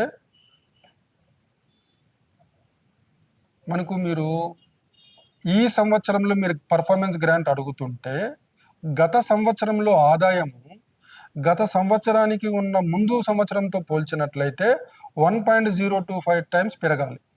అంటే ఇక్కడ మనకు T1 T2 అనుకోండి. మీరు 2026-27లో మీరు గ్రాంట్ అడుగుతున్నారు అంటే 2025-26లో ఏం చూస్తారంటే 2024-25తో పోలిస్తే 2024-25 సంవత్సరంతో పోలిస్తే 2025-26 సంవత్సరంలో స్థానిక ప్రభుత్వాల ఆదాయం 1.025 టైమ్స్ పెరగాలి. పెరిగితే అప్పుడు మీకు 2026-27లో పర్ఫార్మెన్స్ గ్రాంట్ ఇవ్వడం జరుగుతుంది. అది ఫర్ గ్రామ Panchayat to receive the rural local body performance grant in fiscal year T, we recommend that the Gram Panchayats rise in year T1 minimum 1.025 times its own source revenue in the year 2020. So గత సంవత్సరంలో అంతకుముందు సంవత్సరంతో పోలిస్తే గత సంవత్సరంలో స్థానిక ప్రభుత్వాల యొక్క సొంత ఆదాయం పెరిగి ఉండాలి. అలా పెరిగి ఉంటేనే మీకు పర్ఫార్మెన్స్ గ్రాంట్ వస్తుంది. సో ఈ పర్ఫార్మెన్స్ గ్రాంట్ అనేది స్థానిక గ్రామీణ ప్రాంతాల్లో అయితే 2028-29 నుంచి ఇవ్వడం జరుగుతుంది. మనకు యాక్చువల్ రిపోర్ట్ ఏమో 2026-27 నుంచి 2030-31 వరకు.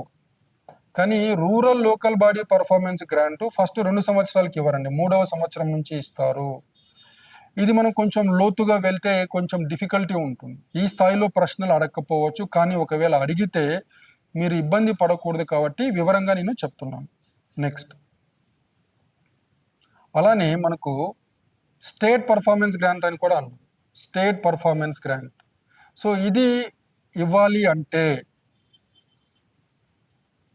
State transferring from its own sources in the year T1 grants to local bodies amounting to 20%. ఇక్కడ ఏంటంటే కేంద్ర ప్రభుత్వం నుంచి స్థానిక ప్రభుత్వాలకి గ్రాంట్లు వస్తాయి. సో కేంద్ర ప్రభుత్వం స్థానిక ప్రభుత్వాలకి ఎంత గ్రాంట్లు అయితే ఇస్తుందో అందులో 20% రాష్ట్ర ప్రభుత్వాలు కూడా తమ సొంత ఆదాయం నుంచి స్థానిక ప్రభుత్వాలకు గ్రాంట్లు ఇవ్వాలి.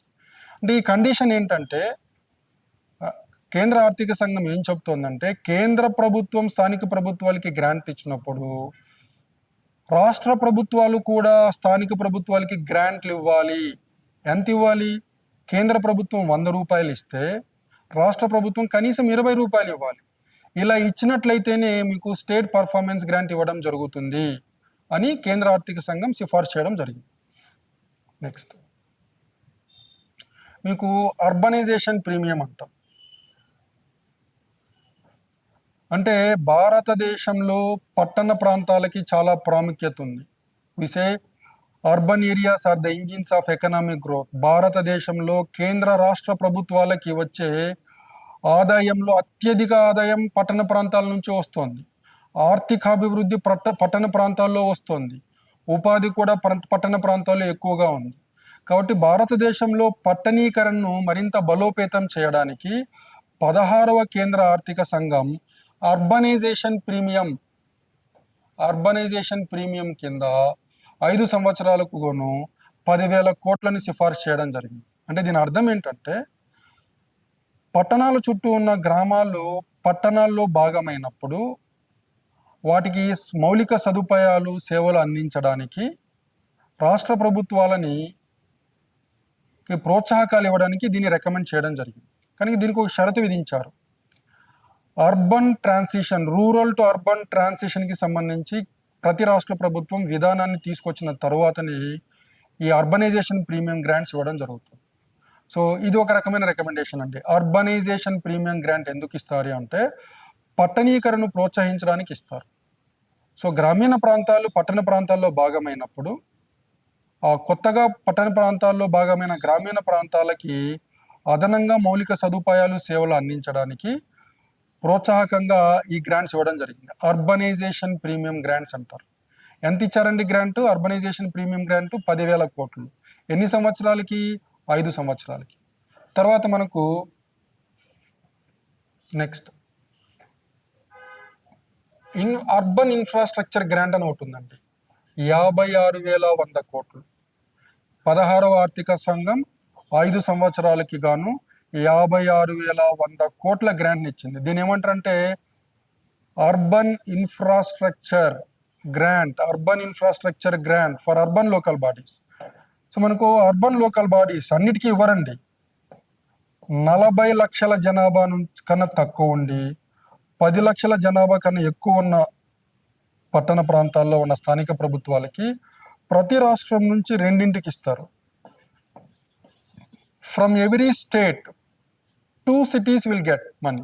అంటే మనకు భారతదేశంలో 28 రాష్ట్రాలు ఉన్నాయండి. 28 × 2 56.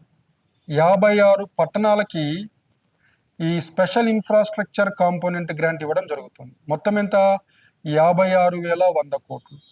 సో 28 రాష్ట్రాల్లో దాదాపు 56 పట్టణాలకి ఇది ఇవ్వడం జరుగుతుంది. మరి దీన్ని ఎందుకు ఇస్తున్నారో మీరు తెలుసుకోవాలి. మనకు ప్రస్తుతం climate change and global warming, so వాతావరణ మార్పు, అలానే మనకు ఈ climate change and global warming వల్ల భారతదేశంలో పట్టణ ప్రాంతాల్లో వరదలు విపరీతంగా పెరిగాయండి. మనకు బెంగళూరు, చెన్నై, ఢిల్లీ, ముంబై, పూణే, హైదరాబాద్ ఇటువంటి సిటీస్లో క్లైమేట్ చేంజ్ కారణం వల్ల అర్బన్ ఫ్లడ్స్ పెరిగాయి. సో అర్బన్ ఫ్లడ్స్ వచ్చినప్పుడు అలాంటి సిచ్యువేషన్ మనం హ్యాండిల్ చేయాలంటే డ్రైనేజ్ సిస్టమ్ చాలా ప్రాపర్గా ఉండాలి. సో ఈ డ్రైనేజ్ సిస్టమ్ యొక్క కెపాసిటీని పెంచినట్లయితే వేస్ట్ వాటర్ని మనం బెటర్గా మేనేజ్ చేయొచ్చు. సో దీనికోసము ఈ 56,100 కోట్ల రూపాయల గ్రాంట్ని అర్బన్ ఇన్ఫ్రాస్ట్రక్చర్ కాంపోనెంట్ కింద ఇవ్వడం జరిగింది. So in the context of climate change there is increased urban flooding. So to improve the drainage system in the urban areas in around 56 cities in this country, for better management of wastewater, 56,100 crores is given as grant for select urban local bodies under infrastructure component, special infrastructure component for urban local bodies. So ఇవి మనకు స్థానిక ప్రభుత్వాలకు సంబంధించిన grants. అలానే మనకు కేంద్ర ఆర్థిక సంఘం ఏం చెప్తుందంటే కేంద్ర ప్రభుత్వం స్థానిక ప్రభుత్వాలకు సంబంధించిన గ్రాంట్స్ని రాష్ట్ర ప్రభుత్వాలకు ఇస్తుంది. ఇచ్చిన 10 రోజుల్లోపే స్థానిక ప్రభుత్వాలకు వాటిని పంపిణీ చేయాలి. ఒకవేళ చేయని పక్షంలో వడ్డీ వేసి పంపిణీ చేయాల్సి ఉంటుంది అని కేంద్ర ఆర్థిక సంఘం సిఫార్సు చేసింది. సో ఇటువంటి సిఫార్సు ఎందుకు చేశారంటే చాలా సందర్భాల్లో రాష్ట్ర ప్రభుత్వాలు కేంద్ర ప్రభుత్వం నుంచి వచ్చిన స్థానిక ప్రభుత్వాల గ్రాంట్లను వాడేసుకుంటాయి. అలా వాడకుండా ఉండడానికి ఈ షరతు విధించారు. కేంద్ర ప్రభుత్వం నుంచి రాష్ట్ర ప్రభుత్వాలకు వచ్చిన స్థానిక ప్రభుత్వ గ్రాంట్ని 10 రోజుల్లోపు మనకు స్థానిక ప్రభుత్వాలకి పంపిణీ చేయాలి. ఒకవేళ పంపిణీ చేయని పక్షంలో వడ్డీతో కలిపి పంపిణీ చేయాల్సి ఉంటుంది అనేది ఒక సిఫార్సు. నెక్స్ట్ మనకు విపత్తు నిర్వహణ, డిసాస్టర్ మేనేజ్మెంట్ అంటాం. సో విపత్తు నిర్వహణకు సంబంధించి కేటాయింపులు ఏ విధంగా ఉన్నాయి? గ్రాంట్స్. సో మనకు రాష్ట్ర స్థాయిలో SDRF, SDMF అని 2 ఫండ్స్ ఉన్నాయి. విపత్తు నిర్వహణకు సంబంధించి రాష్ట్ర స్థాయిలో 2 ఫండ్స్ ఉంటాయి. State disaster response fund, state disaster mitigation fund. So 28 రాష్ట్రాలకి గాను మొత్తం కేటాయించింది 2,04,401. The total grant which was recommended for disaster management at the state level in 28 states for 5 years, 5 సంవత్సరాల పదవీ కాలానికి అన్ని రాష్ట్ర ప్రభుత్వాలకి కలిపి విపత్తు నిర్వహణ కోసం ఇచ్చిన గ్రాంట్ ఎంత అంటే 2,04,401. ఇందులో SDRF ఉంటుంది, SDMF కూడా ఉంటుంది.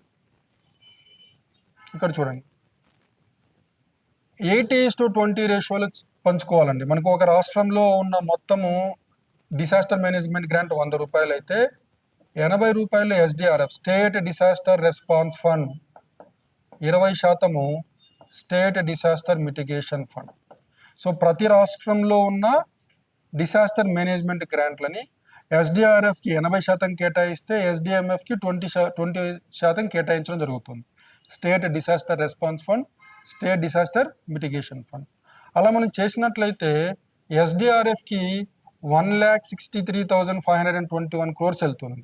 అన్ని రాష్ట్రాల్లో ఉన్న స్టేట్ డిసాస్టర్ రెస్పాన్స్ ఫండ్ 5 సంవత్సరాల కాలానికి గాను 1,63,521 crores. అలానే స్టేట్ డిసాస్టర్ మిటిగేషన్ ఫండ్ 5 సంవత్సరాల పదవీ కాలానికి అన్ని రాష్ట్రాలకి కలిపి state disaster mitigation fund 40,880 crores. Then మనకు జాతీయ స్థాయిలో విపత్తు నిర్వహణకి చేసిన కేటాయింపులు 79,406 crores. Disaster management grant at the union level, disaster management grant at the union level. So ఎంత అంటే 79,406 crores. ఇక్కడ కూడా మనకు ఎన్డీఆర్ఎఫ్ అని ఎన్డీఎంఎఫ్ అని 2 రకాల ఫండ్స్ ఉంటాయండి. జాతీయ స్థాయిలో కూడా national disaster response fund, national disaster mitigation fund. ఈ 79,406లో 80% ఏమో ఎన్డీఆర్ఎఫ్కి వెళ్తే 20% ఏమో ఎన్డీఎంఎఫ్కి వెళ్తుంది. ఇది సో జాతీయ స్థాయిలో. నెక్స్ట్ మనకు ఈ డబ్బుల్ని మనకు జనరల్ కేటగిరీ స్టేట్స్ అంటాం, స్పెషల్ కేటగిరీ స్టేట్స్ అంటాం. సో జనరల్ కేటగిరీ స్టేట్స్లో అయితేనేమో మనకు సెంటర్ ఏమో సెంటర్ స్టేట్ 75%, 25%, ఇక్కడ 90%, 10%. సో రాష్ట్ర స్థాయిలో ఉన్న డిసాస్టర్ మేనేజ్మెంట్ ఫండ్లో జనరల్ కేటగిరీ స్టేట్స్ అయితేనేమో ఆ రాష్ట్రానికి కేంద్ర ప్రభుత్వం 75% ఫండ్ కాంట్రిబ్యూట్ చేస్తే రాష్ట్ర ప్రభుత్వం 25% ఇవ్వాలి. నేను ఇందాక చెప్పాను ఎస్డిఆర్ఎఫ్ అని, ఎస్డిఎంఎఫ్ అని. ఒక రాష్ట్రంలో ఇదంతా ఈ ఎస్డిఆర్ఎఫ్, ఎస్డిఎంఎఫ్ మొత్తం కలిపి 100 రూపాయలు అయితే ఇందులో 75 రూపాయలు కేంద్ర ప్రభుత్వం ఇస్తుంది, రాష్ట్ర ప్రభుత్వం 25 రూపాయలు ఇస్తుంది. అదే స్పెషల్ కేటగిరీ స్టేట్ అనుకోండి, మనకు నార్త్ ఈస్ట్ ఇండియాలో ఉన్న 7 రాష్ట్రాలు, సిక్కిం, హిమాలయన్ స్టేట్స్ అంటాం, మనకు ఉత్తరాఖండ్, హిమాచల్ ప్రదేశ్, ఈ రాష్ట్రాల్లో కేంద్ర ప్రభుత్వం వాటా 90%, సెంటర్ రాష్ట్ర ప్రభుత్వం వాటా 10%. అలానే కేంద్ర పాలిత ప్రాంతాలు అయితే 100% కేంద్ర ప్రభుత్వమే భరిస్తుంది. So in every state the DM grant is shared by the center and the states in the ratio of 75:25 in general category states. In special category states it is 90:10.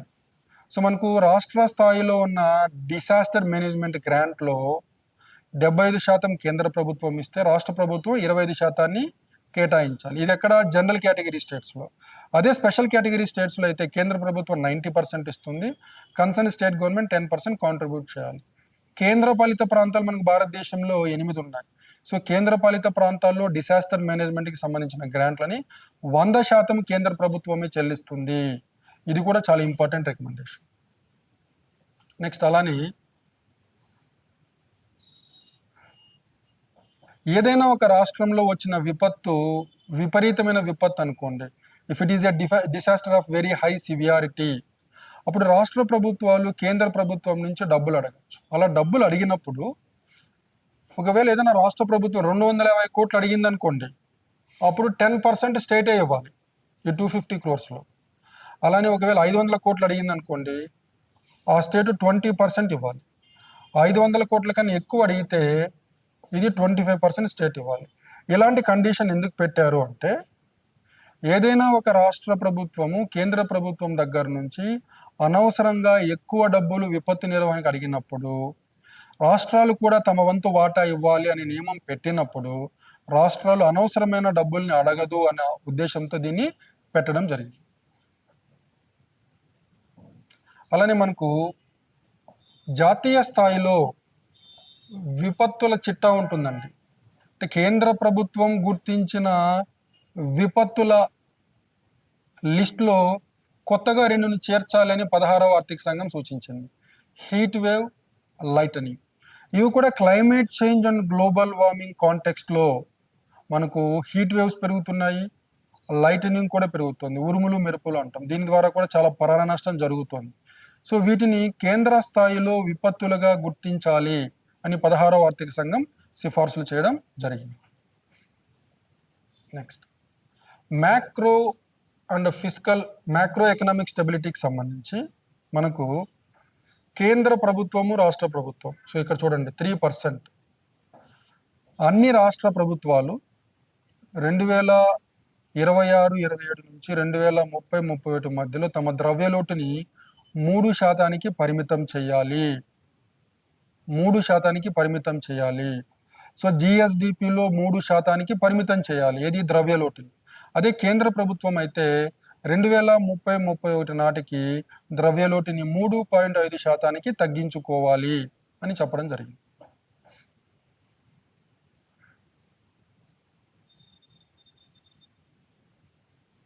అలానే మనకు ఆఫ్ బడ్జెట్ బారోయింగ్స్ అంటాం. అంటే బడ్జెట్లో చూపని రుణాలను తగ్గించుకోవాలి. బడ్జెట్లో చూపని రుణాలను తీసుకోవద్దు రాష్ట్ర ప్రభుత్వాలు. ఒకవేళ తీసుకున్నట్లయితే బడ్జెట్లో చూపించాలి అని 16వ ఆర్థిక సంఘం సిఫారసు చేసింది. ఉదాహరణకు మనకు ఆంధ్రప్రదేశ్ రాష్ట్రంలో ప్రభుత్వ రుణం జిఎస్డిపిలో 36% ఉంది, కానీ మరో 10% ఆఫ్ బడ్జెట్ బారోయింగ్స్ ఉన్నాయి. బడ్జెట్లో చూపని రుణాలు జిఎస్డిపిలో 10% ఉన్నాయి.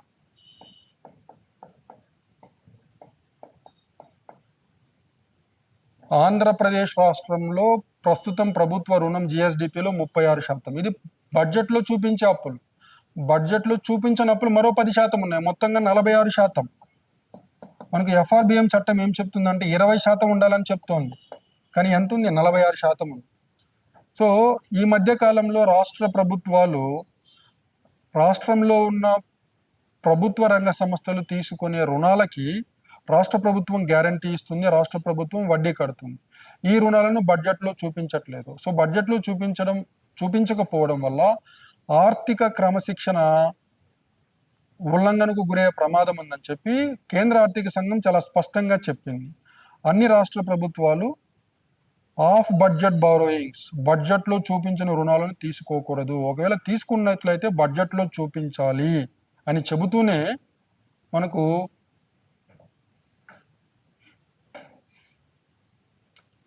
ఆర్టికల్ 293 క్లాస్ 3 ఆర్టికల్ 293 క్లాస్ 3 ఇదేం చెప్తుందంటే మనకు గత 2021 నుంచి 2021 నుంచి కేంద్ర ప్రభుత్వం రాష్ట్ర ప్రభుత్వాలకి 50-year ఇంట్రెస్ట్ ఫ్రీ లోన్స్ ఇస్తున్నాయి. 50 సంవత్సరాలకు గాను వడ్డీ లేకుండా రుణాలు ఇస్తున్నాయి. ఈ రుణాలు ఎందుకు ఇస్తున్నాయి అంటే పెట్టుబడి వ్యయాన్ని పెంచడానికి ఇస్తున్నాయి. అంటే 28 రాష్ట్రాలు తీసుకున్నాయి. 2020-21 నుంచి నేటి వరకు అన్ని రాష్ట్ర ప్రభుత్వాలు రాష్ట్రాల్లో పెట్టుబడి వ్యయాన్ని పెంచడానికి కేంద్ర ప్రభుత్వం నుంచి రుణాలు తీసుకున్నాయి. ఎప్పుడైతే రాష్ట్ర ప్రభుత్వాలు కేంద్ర ప్రభుత్వానికి నుంచి రుణాలు తీసుకుంటాయో అవి అదనంగా రుణాలు తీసుకోవాలంటే కేంద్ర ప్రభుత్వం దగ్గర అంగీకారం తీసుకోవాలి అని చెప్పే అధికారిని ఆర్టికల్ 293 క్లాస్ 3. మనకు ఎఫ్ఆర్బిఎం రివ్యూ కమిటీ, మనకు 15వ ఆర్థిక సంఘం చైర్మన్ ఎన్కే సింగ్ ఏం చెప్పాడంటే ఉచిత పథకాలు ఆర్థిక సంక్షోభానికి దారి తీస్తాయి. So freebies are a passport to financial crisis అని చెప్పడం జరిగింది. సో రాష్ట్ర ప్రభుత్వాలు ఆర్థిక క్రమశిక్షణ పాటించడానికి కేంద్ర ప్రభుత్వం ఆర్టికల్ 293 క్లాస్ 3ను ఉపయోగించి రాష్ట్రాలను నియంత్రించాలి, రాష్ట్రాలు చేసే ఆఫ్ బడ్జెట్ బారోయింగ్స్ని నియంత్రించాలని కేంద్ర ఆర్థిక సంఘం స్పష్టంగా చెప్పింది. అది కూడా ఒక ముఖ్యమైన సిఫార్సు. అలానే కేంద్ర ఆర్థిక సంఘం మరొక సిఫార్సు ఏం చేసిందంటే ఎఫ్ఆర్బిఎం, మీకు ఎఫ్ఆర్బిఎం చూడండి ఇక్కడ ఎఫ్ఆర్బిఎం కేంద్ర ప్రభుత్వ రుణం 40% తగ్గాలి. ప్రస్తుతం ఇది 56% ఉంది. రాష్ట్ర ప్రభుత్వాల రుణం 20% తగ్గాలి, కానీ ప్రస్తుతం ఆంధ్రప్రదేశ్లో ఇది 36% ఉంది. ఆఫ్ బడ్జెట్ బారోయింగ్స్ కలుపుకుంటే 46%. సో అలానే మీకు ఫిస్కల్ డెఫిసిట్ జిఎస్డిపిలో 3% ఉండాలని చెప్పాను రాష్ట్రాలకి. కేంద్ర ప్రభుత్వానికి అయితేనేమో ఇది 3.5% తగ్గాలి 2030-31 నాటికి. సో ఇవన్నీ సజావుగా అమలు కావడానికి కేంద్ర ఆర్థిక సంఘం ఏమని సిఫార్సు చేసిందంటే, ఎఫ్ఆర్బిఎం చట్టంలో పేర్కొన్న ఫిస్కల్ డెఫిషిట్, ద్రవ్యలోటు మరియు ప్రభుత్వ రుణం, దీన్ని ఏ సంవత్సరానికి ఆ సంవత్సరం టార్గెట్స్ని మీట్ అవనప్పుడు ప్రభుత్వాలు ఆ శాసనసభకి సమాధానం చెప్పాలి అనే విధంగా రాష్ట్రాల్లో ఉన్న ఎఫ్ఆర్బిఎం చట్టాలను సవరించాలి అని కేంద్ర ఆర్థిక సంఘం సిఫార్సు చేసింది. కేంద్ర ఆర్థిక సంఘం ఏమని సిఫార్సు చేసిందంటే, రాష్ట్ర స్థాయిలో ఉన్న ఎఫ్ఆర్బిఎం చట్టాలను సవరించి ఏ కారణం చేతైనా రాష్ట్ర ప్రభుత్వాలు ద్రవ్యలోటు మరియు రుణం విషయంలో టార్గెట్ని రీచ్ అవ్వనప్పుడు దానికి గల కారణాలను శాసనసభకు తెలియచేయాలి. అలా తెలియజేసే విధంగా రాష్ట్ర స్థాయిలో ఉన్న ఎఫ్ఆర్బిఎం చట్టాలను సవరించాలి అని సిఫార్సు చేయడం జరిగింది. అలానే మనకు డిస్కమ్స్ అంటామండి, డిస్ట్రిబ్యూషన్ కంపెనీస్. ప్రతి రాష్ట్రంలో అత్యధికంగా ఇచ్చే సబ్సిడీ పవర్ సబ్సిడీ, విద్యుత్ సబ్సిడీ అంటాం, ఫ్రీ పవర్. సో దీనివల్ల రాష్ట్రాలకి చాలా ఆర్థిక నష్టం వాటిల్లుతోంది. సో డిస్ట్రిబ్యూషన్ కంపెనీస్ని ప్రైవేటైజ్ చేయండి, లేదు ఒకవేళ ప్రభుత్వ రంగంలో కొనసాగించాలి అంటే పంజాబ్, గుజరాత్ అండ్ హర్యానా లాగా గుజరాత్ హర్యానా మోడల్ ఫాలో అవ్వండి. సో గుజరాత్ హర్యానా ఈ రెండు రాష్ట్రాల్లో డిస్ట్రిబ్యూషన్ కంపెనీస్ని ప్రైవేటైజ్ చేయకుండా సమర్థవంతంగా నిర్వహిస్తున్నారు. సో అన్ని మిగిలిన రాష్ట్ర ప్రభుత్వాలు గుజరాత్ అండ్ హర్యానా లాగా డిస్ట్రిబ్యూషన్ కంపెనీస్ యొక్క పనితీరుని పెంచుకోవాలి. అలా వీలు కాకపోతే వాటిని మీరు ప్రైవేటైజ్ చేయండి. ఎందుకంటే డిస్ట్రిబ్యూషన్ కంపెనీస్ వల్ల రాష్ట్ర ప్రభుత్వాలు ఆర్థికంగా చాలా నష్టపోతున్నాయి. రాష్ట్ర ప్రభుత్వాలు వీటిని నిర్వహించడం లేదు. కాబట్టి ప్రైవేటైజ్ చేయండి, లేదా గుజరాత్ హర్యానాలో లాంటి పనితీరుని ప్రతి రాష్ట్రము మెరుగుపరుచుకోవాలని చెప్పడం కూడా జరిగింది. అలానే మనకు అన్ని రాష్ట్ర ప్రభుత్వాలు ఆర్థిక క్రమశిక్షణ పాటించి సబ్సిడీస్ని తగ్గించుకోవాలి. ఎవరికి అవసరమో వాళ్ళకే ఇవ్వాలి, ఏ మేరకు అవసరమో ఆ మేరకే ఇవ్వాలి. అలా చేసినట్లయితే రెవెన్యూ ఎక్స్పెండిచర్ తగ్గుతుంది, రెవెన్యూ లోటు కూడా తగ్గుతుంది. అంటే ఆ రాష్ట్ర ప్రభుత్వాల ఆదాయాన్ని పెంచుకుంటూ అనవసరమైన ఖర్చును తగ్గించుకోవాలి. ఈ అనవసరమైన ఖర్చును తగ్గించుకోవాలంటే సబ్సిడీస్ ఎవరికి అవసరమో వాళ్ళకే ఇవ్వాలి, ఎంత మేరకు అవసరమో అంత మేరకే ఇవ్వాలి. అలా చేసినట్లయితే రాష్ట్రాల యొక్క ఆర్థిక పరిస్థితి మెరుగుపడుతుందని సిఫార్సు చేయడం జరిగింది. అలానే మనకు పబ్లిక్ సెక్టర్ ఎంటర్ప్రైజెస్, మనకు కేంద్ర స్థాయిలో, రాష్ట్ర ప్రభుత్వ స్థాయిలో ప్రభుత్వ రంగ సంస్థలు ఉన్నాయి. ఏ ప్రభుత్వ రంగ సంస్థలు అయితే సమర్థవంతంగా పని చేయట్లేదో, నష్టాల్లో ఉన్నాయో వీటిని మీరు ప్రైవేటైజ్ చేయండి లేదా అమ్మివేయండి. ఎందుకంటే వీటిని నిర్వహించడానికి చాలా డబ్బు ఖర్చు అవుతుంది, ప్రజల పన్నుల డబ్బులు వృధా అవుతున్నాయి అని కూడా సిఫార్సు చేయడం జరిగింది. అలానే మీకు ఇప్పుడు మనము 16th ఫైనాన్స్ కమిషన్ రిపోర్ట్లో తీసుకున్నామండి ఈ టేబుల్. మీకు జనరల్ గవర్నమెంట్ అంటే చెప్పాను మీకు. జనరల్ గవర్నమెంట్ అంటే కేంద్ర ప్రభుత్వము, 28 రాష్ట్ర ప్రభుత్వాలు, శాసనసభ కలిగిన కేంద్ర పాలిత ప్రాంతాలు, వీటన్నిటినీ కలిపి పన్నుల ఆదాయం చూసినట్లయితే ఇందులో అత్యధిక భాగం జిఎస్టీ నుంచి వస్తుంది, 32.4%. తర్వాత మనకు ఇన్కమ్ ట్యాక్స్ 17.7%, కార్పొరేషన్ ట్యాక్స్ 17%, అలానే excise duty 12.1%, sales tax 8.1%, customs duty 8.5%, stamps and registration 4.2%. So ఈ టేబుల్ దేనికి సంబంధించిందంటే మొత్తం పన్నుల ఆదాయం కేంద్ర ప్రభుత్వం, రాష్ట్ర ప్రభుత్వాలు 28, శాసనసభ కలిగిన 3 కేంద్ర పాలిత ప్రాంతాలు, వీటన్నింటిలో ఉన్న పన్నుల ఆదాయంలో ఏ పన్ను వాటా ఎంత. అత్యధికంగా జిఎస్టీ, ఇందులో సెంట్రల్ జిఎస్టీ ఉంటుంది, స్టేట్ జిఎస్టీ ఉంటుంది. అత్యధికంగా జిఎస్టీ, 2వ స్థానంలో ఇన్కమ్ ట్యాక్స్, 3వ స్థానంలో కార్పొరేషన్ ట్యాక్స్, 4వ స్థానంలో ఎక్సైజ్ డ్యూటీ, 5వ స్థానంలో సేల్స్ ట్యాక్స్, 6వ స్థానంలో కస్టమ్స్ డ్యూటీ, 7వ స్థానంలో స్టాంప్స్ అండ్ రిజిస్ట్రేషన్ ఉంది. అలానే మనకు స్టేట్స్ ఓన్ ట్యాక్స్ రెవెన్యూ అంటే 28 రాష్ట్రాల యొక్క మొత్తం సొంత పన్నుల ఆదాయంలో ఏ పన్ను వాటా ఎంత ఉందో ఇక్కడ చూడండి. So state GST state GST వాటా 41.2%. సో మొదటి స్థానంలో స్టేట్ జిఎస్టీ ఉంటే రెండవ స్థానంలో సేల్స్ ట్యాక్స్ ఉందండి 23.2%. మూడవ స్థానంలో ఎక్సైజ్ డ్యూటీ ఉంది 13.2%. నాలుగవ స్థానంలో స్టాంప్స్ అండ్ రిజిస్ట్రేషన్. ఐదవ స్థానంలో మీకు మోటార్ వెహికల్ ట్యాక్స్ ఉంది. సో ఇది ఇంకొక టేబుల్ అండి. నెక్స్ట్ మీరు general government revenue, fiscal and primary deficit. General government అంటే ఆల్రెడీ చెప్పాను, కేంద్ర ప్రభుత్వము మరియు 28 రాష్ట్ర ప్రభుత్వాలు మరియు కేంద్ర పాలిత ప్రాంతాలు గల శాసనసభ కలిగిన 3 కేంద్ర ఈ అన్ని రకాల ప్రభుత్వాల యొక్క సమిష్టి ఫిస్కల్ డెఫిసిట్. మీరు ఇక్కడ చూడండి 2022-23లో 8.9%.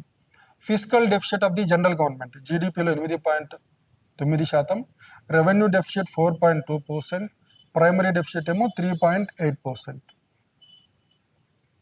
అలానే మనకు జనరల్ గవర్నమెంట్ డెట్ అంటాం. అంటే కేంద్ర మరియు రాష్ట్ర ప్రభుత్వాల యొక్క సంయుక్తంగా ప్రభుత్వ రుణం 2023-24లో 80.5% ఉంది. The combined det of centre and states in the GDP 80.5%. ఎంత ఉండాలండి? ఇది 60% ఉండాలి అని FRBM చట్టం చెప్తుంది. the debt of the general government should be around 60%, but it is around 80.5%. అలానే మనకు ఇందాక చెప్పాను interest free loans, 50-year interest free loans.